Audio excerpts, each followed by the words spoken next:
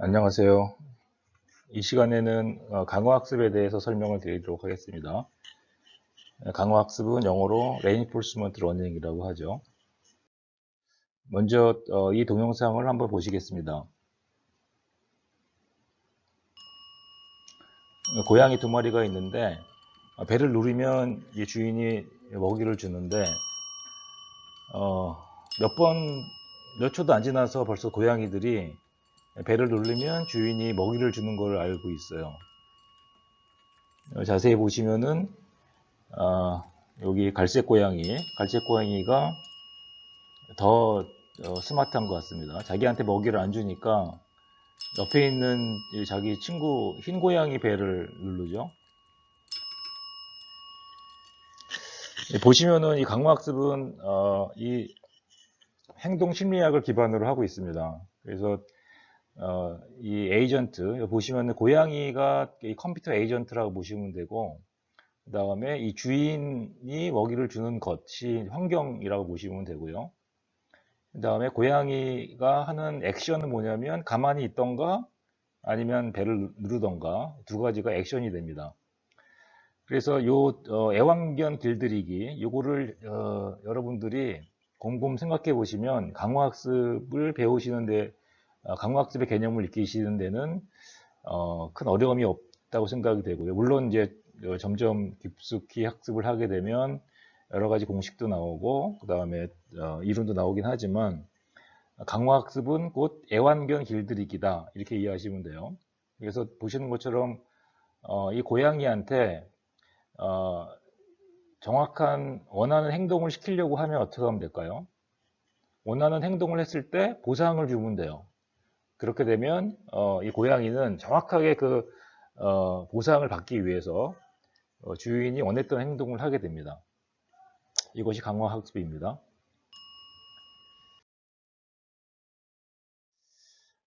그래서 강화학습은 이제 세 가지 큰 주제가 있는데, 하나는 이 환경이라는 것이 있어요. 환경은 뭐냐면 환경은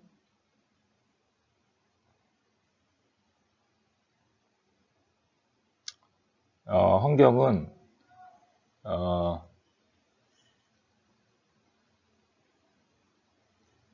죄송합니다. 이 파워포인트 사용하는 걸 잘 몰라서, 이 환경은 이 에이전트가 관측할 수 있는 모든 것이 환경이 돼요. 바꿔 얘기하면 에이전트가 관측할 수 없는 것은 환경이 될 수 없겠죠. 그래서 환경은 에이전트한테 어떤 걸 주냐면, 이 관측이라는 것은 뭐냐면 에이전트 관점에서는 관측이고 환경 입장에서는 상태가 됩니다. 그래서 환경은 상태를 만들어주고요. 그 상태를 에이전트는 관측을 하게 되고, 그리고 그 다음에는 에이전트는 행동을 합니다. 이 관측된 상태를 관측하게 되면 걸맞는 행동을 하고, 그러면 환경은 그 행동에 걸맞는 상태를 보여줍니다. 상태를 보여주면 그 상태는 에이전트한테는 물론 관측을 하게 되는데, 여기에 이제 우리가 이 사용자 아니면 프로그래머가 개입을 하게 되는데, 이 보상값을 정의합니다. 그 상태가 우리가 원했던 상태인지 아니면 우리가 원하지 않았던 상태인지를 고민해서 그것을 일종의 함수로 만들어서 원했던 상태면 높은 보상값을 주고, 원하지 않았던 상태면 낮은 보상값을 주는, 그래서 보상 함수를 만들어서 에이전트한테 좋은 보상값을 받을 수 있는 행동을 학습하게 하는 방식이 됩니다. 아까 고양이 문제를 들어가게 되면 상태는 뭐가 될까요? 상태는 먹이를 준다, 안 준다 상태가 되고요. 그러면 고양이는 먹이를 주인이 주는지 안 주는지를 관측을 하게 되겠죠. 그래서 가만히 있거나 아니면 배를 누르거나 그러면 행동이 되겠죠. 두 가지 행동이에요.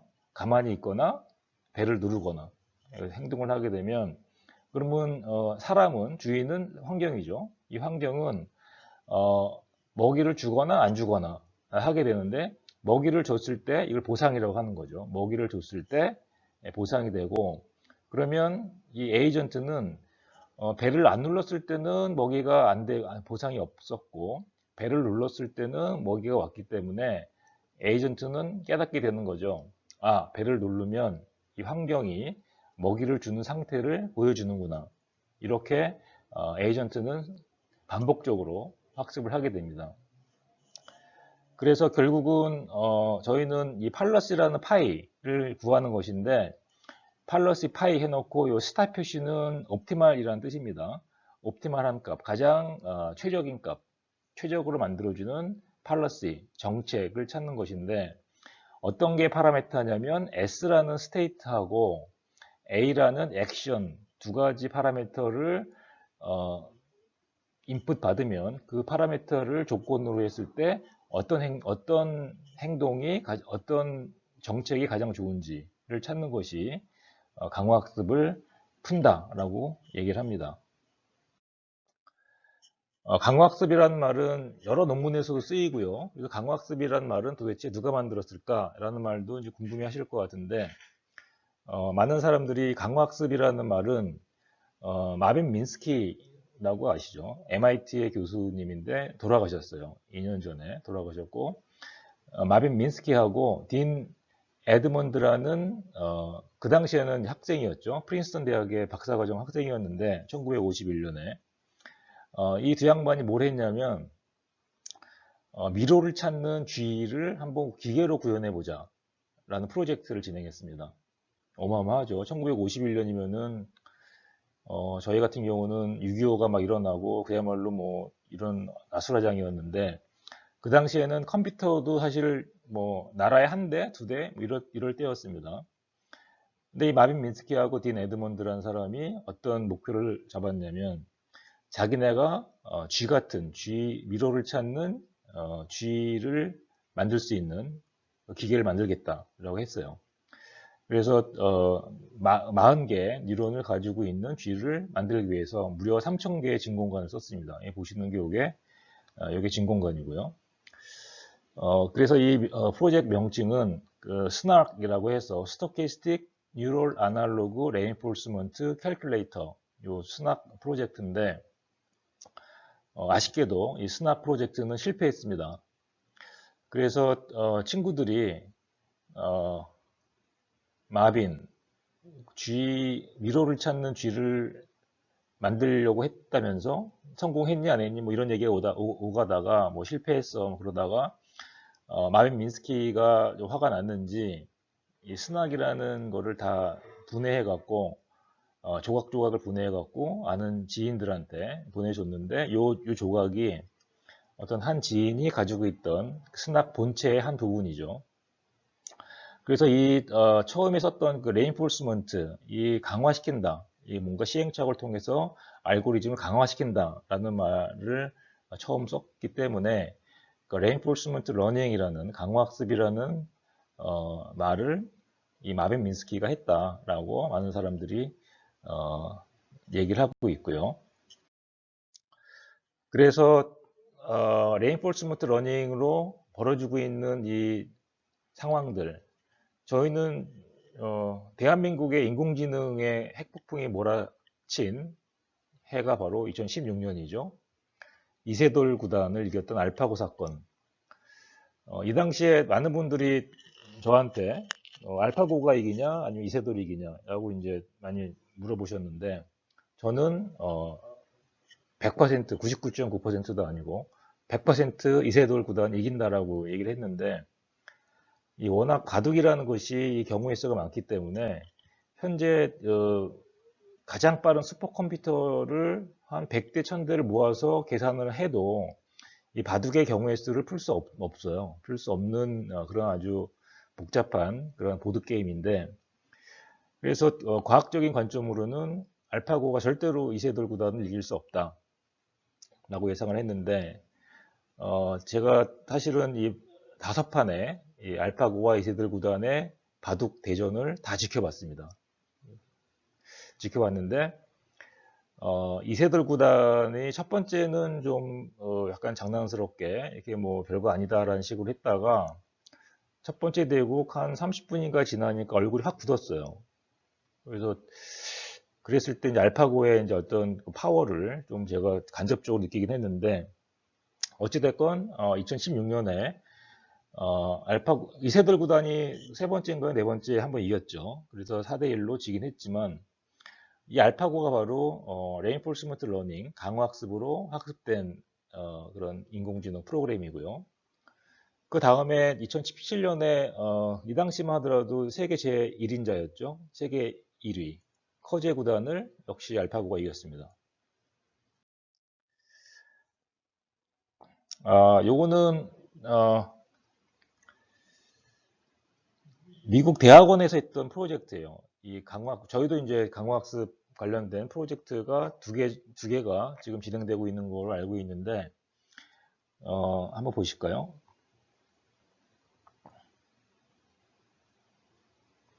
어떤 거냐면, 이 바를 균형을 잡는 거예요. 이 펜들럼을 이제 역으로 세운 바를 균형을 잡는 건데, 보시는 것처럼 이제 에이전트는 여기 컴퓨터에 있고요. 그 다음에 액션을 하는 요 로봇 팔이죠. 로봇 팔이 이제 액션을 하는데, 여기서는 그러면 항상 우리가 강화학습 설계를 할 때는 뭐가 필요하냐면 상태, 그 다음에 액션 두 가지 꼭 필요합니다. 그리고 나서 세 번째는 뭐냐면 보상 함수, 보상값. 요 세 개가 정의가 돼야지만이 강화학습을 시작할 수가 있어요. 강화학습을 코딩을 할 수가 있는데, 자, 그러면 제가 문제를 드릴게요. 이 로터리 인버스 펜들럼 문제에서 액션은 뭐가 될까요? 액션 셋. 액션 셋은 뭐가 될까요? 액션 셋은 요 팔이 왼쪽으로 가느냐, 오른쪽으로 가느냐. 두 가지가 액션 셋입니다. 왼쪽으로 가느냐, 오른쪽으로 가느냐. 세 개죠. 엄밀히 말하면 가만히 있느냐, 아니면 왼쪽으로 움직이느냐, 오른쪽으로 움직이느냐. 요 세 개가 되고요. 액션 셋은 세 개다. 그리고 환경에서 가지고 있는 상태는 몇 개가 될까요? 상태. 굉장히 어려운 질문, 처음부터 어려운 질문을 하기 시작했는데, 상태는 이 펜들럼, 이 인버스 펜들럼이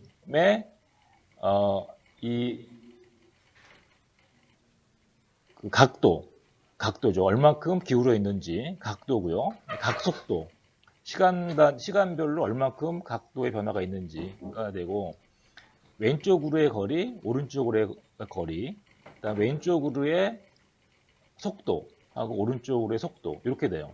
그래서 이 문제에서의 상태는 네 가지가 있다. 첫 번째는 각도, 이 펜들럼이 수직으로 있을 때는 각도가 0이라고 했을 때 양쪽으로의 각도가 상태가 되고, 각속도, 그리고 왼쪽으로 이동하는 거리, 왼쪽으로 이동하는 속도.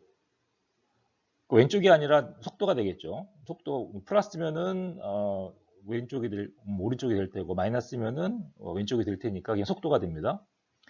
그래서 여기서는 각도와 각속도, 그 다음에 거리와 속도, 이 네 가지가 돼요.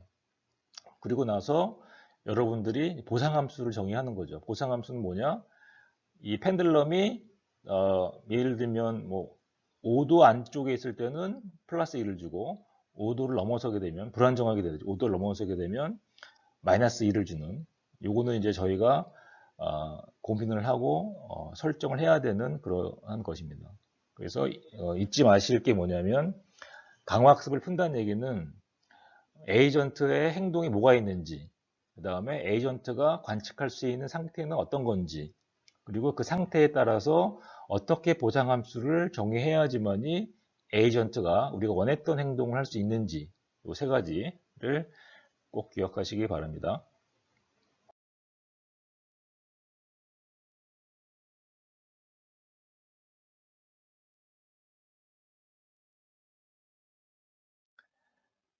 강화학습의 가장 기본적인 문제인데요.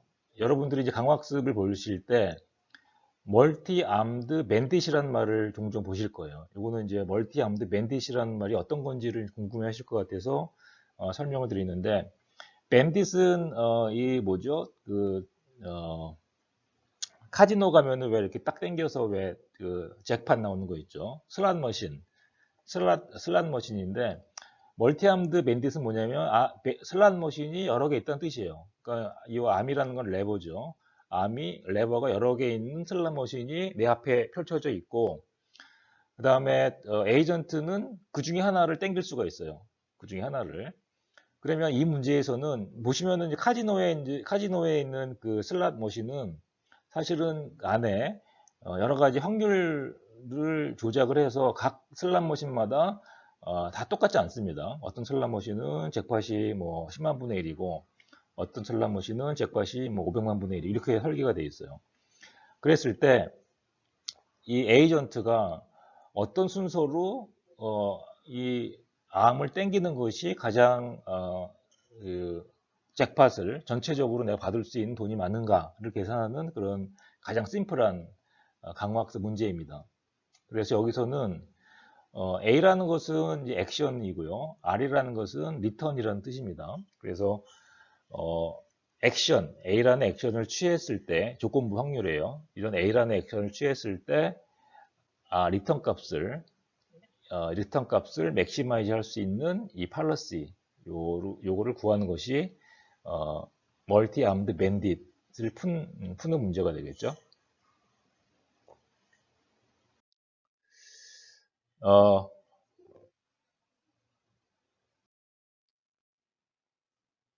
한 칸 넘어갔네요. 뒤로 넘어갈 수가 없네. 네, DQN이라는 거 있는데요. DQN은 뭐냐면 Deep RL, 그러니까 Reinforcement Learning에는 여러 가지 학습 알고리즘이 있는데 거기에 대표적인 알고리즘이 Q러닝이라는 게 있습니다. 나중에 배우실 거예요. Q러닝이라는 알고리즘에다가 신경망 개념을 합한 겁니다. D라는 것은 신경망이라는 뜻이고요. Q라는 것은 Q러닝이라는 알고리즘 뜻이고 N이라는 것은 네트워크이라는 뜻입니다. 그래서 DQN이죠. 혹자는 이 강화학습에다가 뉴럴 네트워크, 딥러닝이죠. 딥러닝이 합해진 것이 인공지능이다라고 말을 하는 사람도 있습니다. 뭐 그렇게 틀린 말은 아닌 것 같습니다. 왜냐하면 사람도 배울 때 행동 심리학을 기반으로 배우죠. 걸음마를 배우거나 뭐 자전거를 타거나 뭐 이런 거 할 때 무수히 많은 반복 시행착오를 해서 가장 좋았던 행동을 기억하죠. 그래서 그거의 메커니즘이 바로 뇌 속에 있는데 뇌에 있는 그런 뉴런과 시냅스의 원리가 바로 딥러닝이기 때문에 정확하게 사람의 학습 메커니즘과 유사해요. DQN은. 이 DQN은 언제 만들어졌냐면 2016년인 걸로 알고 있는데 2016년 알파고를 설계했던 딥마인드라는 지금은 이제 구글이 인수를 했죠. 영국의 딥마인드라는 회사에서 이 아타리 게임을 스스로 학습하는 그런 알고리즘을 신경망을 통해서 만들었습니다. 그래서 사실은 오픈 AI GM에 가시면 무수히 많은 가상 환경이 있는데 아타리 게임, 여기 아타리 2600이라고 되어 있죠. 아타리 2600이라는 게임 셋이 한 50여 개가 있어요. 거기에 있는 것을 파이썬으로 임포트 하시게 되면 여러분들이 아타리 게임을 학습할 수 있는 그런 강화학습 알고리즘을 만들 수가 있습니다. 그래서 어떻게 되어 있냐면 이 아타리 게임에 있는 이 이미지를 불러들이는데 게임이다 보니까 이게 스냅샷인 경우에는 사실은 얘가 판단하기 힘들어요. 왜냐하면 이런 핑퐁을 할 때도 이 볼이 이 스냅샷 하게 되면 볼이 일로 가는 건지 일로 가는 건지 모르는 것처럼 이 소위 말하는 순차적인 데이터를 알기 위해서는 최소한 4개의 프레임이 필요하다라고 이 딥마인드 엔지니어들은 문제를 정의했습니다. 그래서 4개의 프레임이 연속적으로 있으면 얘를 입력을 받아서 뉴럴 네트워크를 통해서 마지막에 있는 액션 셋으로 전달이 돼요. 그래서 이 모델에는 액션 셋이 4개에서 18개의 액션 셋이 있는데 액션 셋으로 전달이 되면 각 액션 셋마다의 밸류 값이 있습니다. 그래서 여기는 뭐가 될까요? 요거는 상태를 입력받아서 뇌 속에서 정보가 전달되듯이 뉴럴 네트워크의 과정을 통해서 피드 포워드라고 하죠. 앞으로 쭉 순전파가 되면 마지막에 액션 셋만큼 노드 수가 있는 곳에 도달하게 됩니다. 그랬을 때 여기에 있는 노드에 있는 이 실수값을 뭐냐면 Q밸류라고 해요. 이 Q밸류인데 이 Q밸류 값이 가장 큰 액션, 첫 번째 노드의 액션은 어떻게 매핑을 시켰냐면 예를 들면 레버를 정지한다. 두 번째는 오른쪽으로 움직인다. 세 번째는 왼쪽으로 움직인다. 네 번째는 두 번째 레버와 세 번째 레버를 같이 조정한다. 이렇게 약속을 해 놓은 거죠. 그랬을 때 각각의 Q밸류를 구한 다음에 마지막에는 학습이 완료가 되면 가장 맥시멈인 Q밸류의 액션을 취하게 되는 거죠. 이게 바로 DQN 알고리즘입니다. 그래서 최근에는 로보틱스 하시는 분들이 제어죠. 제어를 할 때 과거에는 어떻게 되냐면 이 로봇이 이제 관측을 하게 되면 관측을 하고 그다음에 모터에다가 일정한 볼티지를 전달하게 되면 이 모터가 돌겠죠. 모터가 돌면 그 모터에 의해서 걷기도 하고 물건을 쥐기도 할 텐데 요 사이에 있는 요 프로세스를 아주 스마트한 엔지니어들, 로보틱스 엔지니어들이 다 케이스 바이 케이스, 룰 베이스로 만들어 놨습니다. 과거에는. 그래서 관측을 하게 되면 이 관측된 이 스테이트를 로봇이 알 수 있도록 간략화된 스테이트로 만들어 놓고 그 다음에 이 스테이트에 걸맞는 팔러시를 몇 개를 룰을 만들어 놓고 이 룰에서 룰 안에는 이제 여러 가지 변수들이 있겠죠. 룰 안에서 이 룰대로 어떤 행동을 했을 때 모터가 동작이 되는. 그래서 여기에 있는 이 모든 것들을 엔지니어가 일일이 케이스 바이 케이스 프로그래밍을 하는 거예요. 이런 스테이트가 있으면 팔러스가 이렇게 돼 있고 여기에 파라미터를 3, 5, 7, 6으로 정하고 그랬을 때는 이것이 어떤 컨트롤러의 역할이 되고 그것은 모터로 어떻게 전달이 된다. 그래서 만약에 이런 거의 단점은 뭐냐면 엔지니어가 미처 생각하지 않은 상황이 발생이 되면 얘는 어떻게 될까요? 얘는 이제 맴돌고 있거나 아니면 주저주저 하거나 그러고 있겠죠. 그게 문제입니다. 엔지니어가 만들지 않은 룰에 해당하지 않은 상태가 발생이 되면 로봇은 이상한 행동을 하게 되겠죠. 버그라고 하죠. 최근에는 어떻게 되어 있냐면 여기에 있는 요 행동을 결정하는 요 모든 프로세스를 이 DQN 같은 그런 인공지능, 강화학습이라는 인공지능 알고리즘이 대체가 돼서 스스로 학습을 하는 거예요. 관측을 하고 그다음에 모터의 토큰 액션이 되겠죠. 액션을 했을 때 액션을 하게 되면 이제 다른 상태가 되겠죠. 다른 상태가 나타나면 그 상태가 인풋 파라미터인 보상함수 값에 의해서 보상을 줘요. 보상을 주게 되면 얘가 그 보상에 대해서 기억을 하고 있는 거죠. 그래서 무수히 많게 반복을 하게 되면 스스로 어떤 상태에 대해서 어떤 행동이 가장 큰 보상값을 주는지를 이 반복 작업을 통해서 스스로 알게 되고요. 그랬을 때 그것을 경험이라고 하죠. 무수히 많은 반복 작업을 통해서 저희가 경험을 쌓게 되는데 뜨거운 냄비를 짓게 되면은 어떻게 되나요? 뜨거 하면서 귀를 만지잖아요. 그거는 뭐냐면 경험을 했기 때문에 그렇게 되면 반사적으로 이제 귀를 만지는 것처럼 여기에도 그러한 것이 저장이 되어야 되는데 그것이 바로 뉴럴 네트워크의 웨이트 안에 저장이 됩니다. 경험치가. 그거는 나중에 설명을 드리도록 하겠습니다. 자, 이제는 조금 더 이제 학문적인 얘기를 좀 말씀을 드릴게요. 이 강화학습을 푼다는 얘기는 MDP라고 하죠. 마코프 디시전 프로세스를 푸는 건데 그러면 마코프 디시전 프로세스를 푼다는 얘기는 먼저 마코프 체인이라는 것을 이해하셔야 돼요. 마코프 체인 또는 마코프 프로세스 같은 뜻입니다. 이 마코프 체인 또는 마코프 프로세스는 이제 마코프라는 사람, 그 안드레이 마코프라는 러시아 수학자죠. 이 사람이 만든 이론에서 따왔는데, 보시는 것처럼 마코프 프로세스는 스토캐스틱 프로세스다. 확률적인 프로세스라는 뜻이죠. 어떤 걸 만족하냐면 마코프 프로퍼티를 만족하는 프로세스다. 그러면 이 확률적인 프로세스는 알겠고, 마코프 프로퍼티는 뭐냐라는 거죠. 마코프 프로퍼티는 요거입니다. 이게 수학적인 건데, 사실은 이제 저희가 이제 수학을 해야지만이 대학을 갈 수가 있고, 또 수학을 해야지만이 사실 강화학습이나 인공지능을 잘할 수 있는데, 왜 그러냐면 수학이라는 것은 어떤 개념을 그냥 가장 간단하게 표현하는 거예요. 가장 간단하게. 보시는 것처럼 이 마코프 프로퍼티도 이제 그런 개념인데, P라는 거는 확률, 그 probability의 뜻이고요.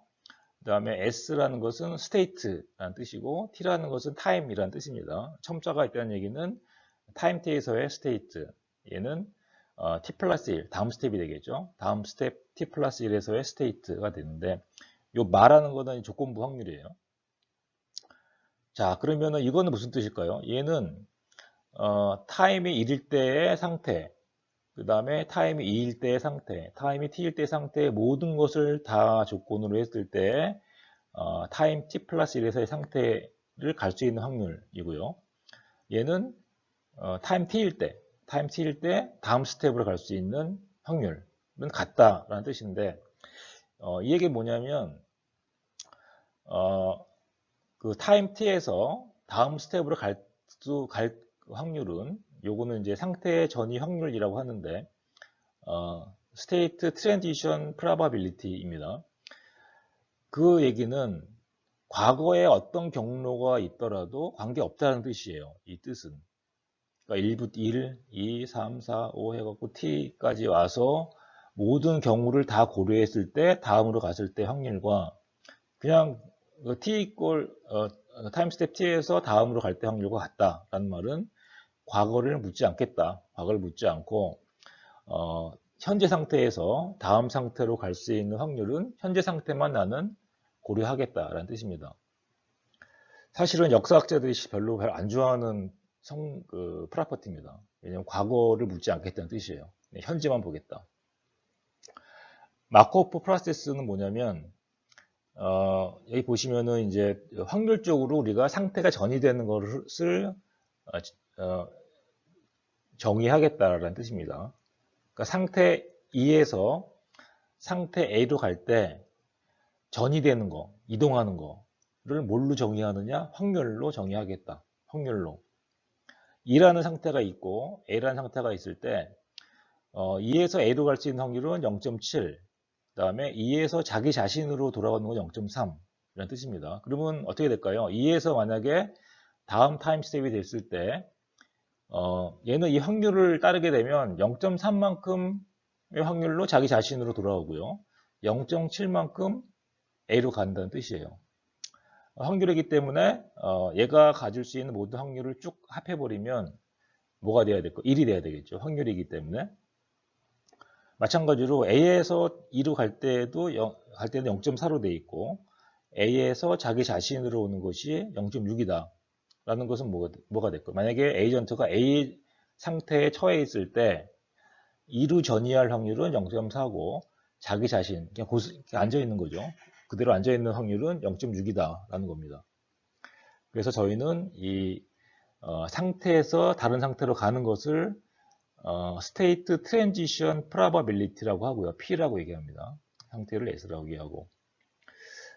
그래서 이 프로세스, 그러니까 이 스토캐스틱하게 프로세스를 만드는 이유는 우리는 조물주가 아니기 때문에 그런 거예요. 그러니까 원래는 저희가 이제 지구상에서 자전거 타기를 하거나 아니면은 뭐 펜들럼을 규정잡기를 할 때 이 자연 환경, 중력이 있고 그다음에 공기의 저항이 있고 이런 것들은 자연 환경이 있는 거죠. 자연 환경에서 이 상태를 만들어줘요. 그래서 그 상태에 따라서 이제 우리가 학습하게 되는데, 우리가 이제 가상 환경을 만들게 되면 조물주가 되는 거죠, 사람이. 조물주가 되기 때문에 상태가 바뀔 때는 어떻게 할까? 확률로서 하는 거예요. 확률로서. 우리가 일일이 그거를 다 케이스 바이 케이스 이렇게 할 수가 없기 때문에 어, 편리하게 하기 한다고 말씀드리는 게 쉬울 것 같은데요. 그래서 상태 A에서 상태 B로 갈 때는 확률을 정하게 되면 마치 이 조물주가 모든 삼라만상의 어떤 메커니즘을 하는 것처럼 그런 효과를 준다라고 설명드릴 수 있을 것 같습니다. 그래서 강화학습을 푼다는 얘기는 아까 말씀드린 것처럼 이 마코프 디시전 프로세스를 푸는 거다라는 거고요. 그래서 여기 그림, 이게 이제 뭐 구글링 해보면 가장 대표적으로 많이 나오는 그림인데, 그래서 에이전트가 환경과 인터랙션, 상호작용을 통해서 배운다라는 것이 강화학습이고요.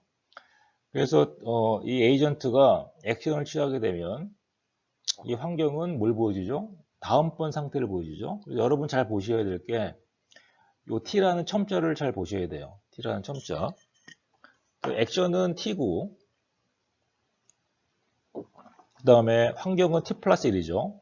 그러면 액션을 취하게 되면 환경은 다음 타임 스텝의 상태를 보여주고 이 상태에 걸맞는 보상 함수를 이거는 사람이 만드는 거예요. 보상 함수를 에이전트한테 주게 되면 에이전트는 이 보상 함수를 보고선 이 행동이 좋았다 나빴다를 기억하게 되는 거죠.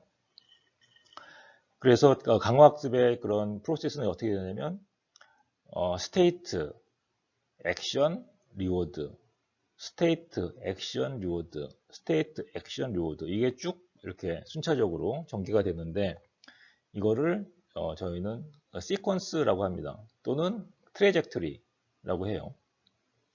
또는 에피소드라고 얘기해요. 에피소드, 시퀀스, 트레젝토리, 스테이트, 액션, 리워드, 스테이트, 액션, 리워드 이렇게 돼요. 여러분이 이제 눈여겨보실 게 요 첨자를 보시죠. 첨자가 0이죠. t 이퀄 0에서 스테이트가 발생이 되면 에이전트는 그 S0에서에 해당하는 액션을 취해요. 그렇게 되면 환경은 원래는 이제 그 스테이트가 먼저 나오고 요 리워드가 나오고 요거는 거의 동시에 일어나는 겁니다. 동시에 일어나는데 이 환경은 다음번 0 플러스 1 다음번 스테이트를 보여주게 되면 이 스테이트를 기반으로 하고 있는 리워드 펑션을 만들죠. 그러면 얘는 리워드 펑션을 기억하고 그럼 마찬가지로 S1을 관측하게 되면 거기에 걸맞는 액션을 취하고 리워드하고 스테이트는 동시에 일어나요. 동시에. 이렇게 쭉 가는 것을 우리는 시퀀스라고 한다. 용어를 간단히 설명을 드리면 리워드라는 게 있으면 리워드, 그 다음에 골이라는 게 있어요. 골, 리워드, 골. 리워드는 뭐냐면 에이전트가 행동을 취했을 때 환경으로부터 즉각 받는 값이에요. 이거는 스칼라의 실수값이 되겠죠. 보시는 것처럼 아까 그 시퀀스에서 보시는 것처럼 행동을 취했을 때 스테이트가 보여주고 동시에 리워드가 나오죠. 바로 받는 게 리워드입니다. 이 골은 앞에서 아마 이 인공지능 강의 때 배우셨겠지만 저희가 인공지능 머신러닝, 딥러닝을 푼다는 얘기는 이제 목적 함수, 로스 펑션 또는 코스트 펑션, 오브젝티브 목적 함수죠. 목적 함수를 최적화하는 거죠. 이게 이제 그 슈퍼바이즈드 러닝, 지도학습, 비지도학습에서 목적 함수 가지고 이제 옵티멀한 값을 찾기 위해서 학습을 하는데 강화학습은 골이에요, 골. 목적 함수 똑같은 개념입니다. 골. 이 골을 맥시마이즈 하는 거예요. 미니마이즈가 아니고 맥시마이즈. 이 골은 다른 말로 리턴 또는 밸류라고 합니다. 리턴, 밸류. 리워드는 뭐죠? 리워드는 행동을 했을 때 즉각 받는 실수값. 그게 리워드고 골 또는 리턴 밸류는 뭐냐면 에피소드가 완료가 됐을 때 모든 골들을 죄송합니다. 모든 리워드를 합한 것이 리턴이에요. 그래서 리턴을 맥시마이즈 하는 것이 강화학습 에이전트가 학습하는 목표다라는 겁니다. 보시면 에피소드 또는 시퀀스 또는 트레젝토리 똑같은 말이에요. 에피소드, 시퀀스, 트레젝토리 똑같은 동의어입니다. 그래서 스테이트 액션 리워드, 스테이트 액션 리워드가 쭉 가겠죠. 갔을 때 액션을 취했을 때 즉각 받는 건 리워드가 있겠죠. 리턴 값은 뭐냐면 그 리워드, 만약에 에피소드가 끝났어요. 에피소드가 끝나게 되면 모든 리워드를 쭉 합한 것이 리턴이에요. 리턴. 다른 말로 G라는 고울이 되겠죠. 그래서 강화학습의 가장 중요한 게 뭐냐면 에이전트는 리워드를 맥시마이즈 하는 것이 아닙니다. 행동을 취했을 때 환경으로부터 바로 받는 리워드를 맥시마이즈 하는 것이 아니고 상황이 끝났을 때, 한 에피소드가 끝났을 때 모든 리워드를 받게 되면 리턴이 되겠죠. 리턴을 맥시마이즈 하는 거예요. 그래서 바로 받는 거를 맥시마이즈 하게 되면 우리는 다른 말로 탐욕적인 학습이라고 합니다. 그리디하다고 하죠. 그리디. 왜냐면 눈앞의 이익만 챙기기 때문에 먼 장래를 안 보는 거예요. 만약에 여러분이 지금 예를 들면 땡땡이를 치면, 수업에 안 가고 땡땡이를 치면은 아마 리워드가 클 거예요. 너무 프레시한 공기도 마시고 친구들하고 수다도 떨고. 근데 B라는 친구는 도서관에 가서 열심히 공부를 해요. 근데 그 다음날 시험을 봤는데 땡땡이 치는 친구는 빵점을 맞고 도서관에 열심히 공부한 친구는 100점을 맞았어요. 그래서 그것이 학점으로 도서관 가서 열심히 한 친구는 A뿔을 받고 땡땡이 친구는 D를 받았어요. 먼 장래를 봤더니 도서관 가서 열심히 한 친구는 좋은 회사에 취직을 하고 월급도 많이 받고 땡땡이 친 친구는 취직도 못하고 백수가 됐다라고 하게 되면 강화학습은 어떻게 학습을 하느냐, 순간적인 리워드, 그리디하게 학습을 하게 되면 땡땡이를 쳐야 되겠죠. 하지만 우리는 강화학습의 에이전트를 학습시키는 목적은 뭐냐면 전체 리턴 값을 크게 하기 위해서 도서관에 가게끔 하는 액션이 좋은 액션이다 라고 학습을 시키는 거죠. 그래서 명심하셔야 될 게 강화학습의 에이전트는 눈앞에 있는 이익을 맥시마이즈하는, 리워드를 맥시마이즈하는 그리디하게 학습하는 것이 아니고 롱텀에 있는 이익을 맥시마이즈하는 리턴 값을 맥시마이즈 하게끔 하도록 학습을 하는 거다 라고 이해하시면 좋습니다. 여기까지 일단 설명을 마치고요. 조금 쉬시고 이어서 하도록 하겠습니다.